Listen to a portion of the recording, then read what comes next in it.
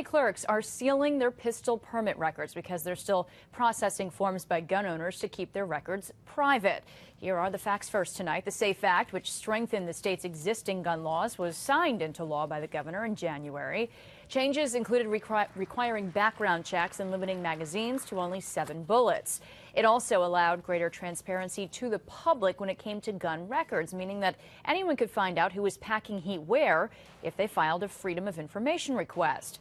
Gun owners had until May 15th to keep that private, but tonight we find out that some counties are taking extra steps to keep that information private. Matt Markham is live in the newsroom with more on why some counties are getting gun shy. Matt. Yeah, Dory. Rensselaer County Clerk Frank Merola says he doesn't have the people or the money to process exemption forms, and he's calling on other counties to follow his lead and seal their records. Clerks elsewhere may not be as backed up, but they have questions about how to answer other requests.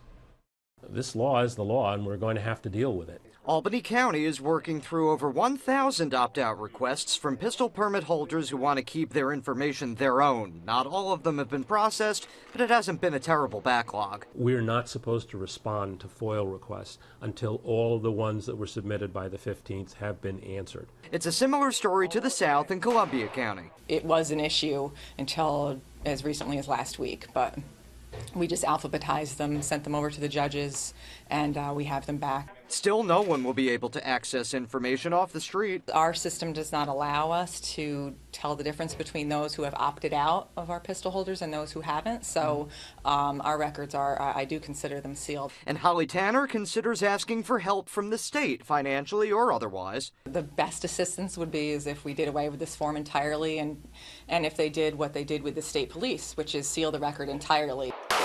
There are plenty of unanswered questions for the Albany County Clerk about how to respond to an information request. If that person does not have a pistol permit, or if they opted out and were granted that by the judge, we have to give out an answer something like, there is no publicly accessible record of a pistol permit under that name.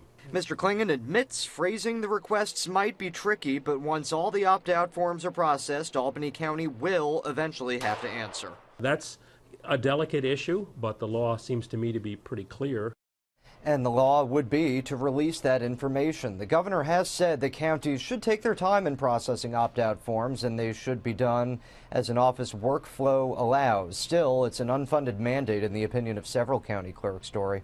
Just another one on top of the pile, I guess you could say. Yeah. Matt, the Albany County Clerk is saying we're just scratching the surface, though, on all these other provisions, so many other ones of the SAFE Act. They could be years away still. Yeah, you're right, Dory. The SAFE Act calls for the renewal of pistol permits every 5 years. In Albany County, pistol owners had lifetime permits, so the county clerk says the state and the counties will have to come up with a way to inform permit holders that they have to renew and what that process should be. Some of these permits they have on file maybe for people who aren't even alive anymore. As you heard in Albany County, some of them go way back to the 1930s that they've got. Well, it's certainly going to be an interesting process here. All right, Matt Markham live in our newsroom tonight. Thank you very much.